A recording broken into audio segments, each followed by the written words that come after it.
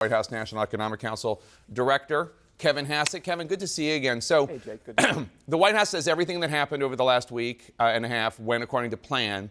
Over the course of just a few days, the global market lost trillions in stock value, regained some of it, but not all of it. The strength of the dollar right now is plunging. Consumer sentiment is worse than at any time during the Great Recession. Is all of this part of the plan? Right. In fact, let's talk about what the trade plan is, because I think that it's very, very important for people to understand, why we're doing what we're doing and how we got to the point where this is the right strategy. The bottom line is that in the United States, there are these things called 232s. You've heard people talk about it. It's a trade action where the government decides that there's something that's a serious threat to national security if we don't do something about it. And so an example, just hypothetical, would be, suppose that in order to protect ourselves from an adversary, we had cannons, but we had to buy the cannonballs from them.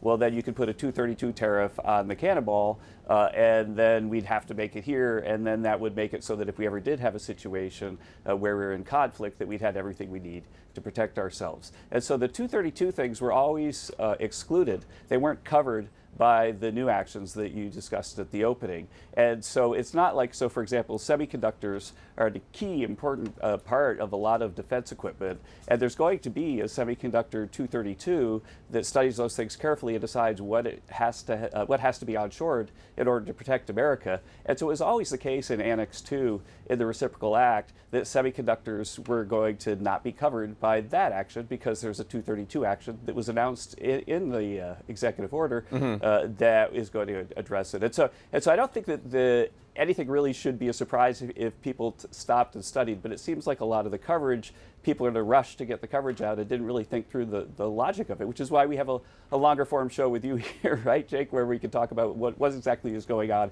And then finally, why is it that people think that there is an emergency about this? Well, it's because, especially over the last 4 years, the influence of China into every little corner of our country has just gotten bigger and bigger and bigger. And so it actually is the case that it's a very uncomfortable amount of Chinese input in our actual weapon systems, Jake, in our actual weapon systems. And so President Trump thinks it's urgent that we address these matters.